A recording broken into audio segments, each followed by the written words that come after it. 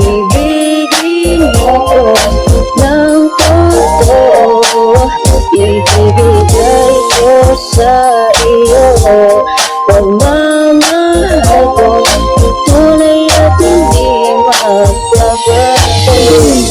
Come here my queen, let's talk about make future baby, but don't thinking I am crazy because God teach me give love everybody.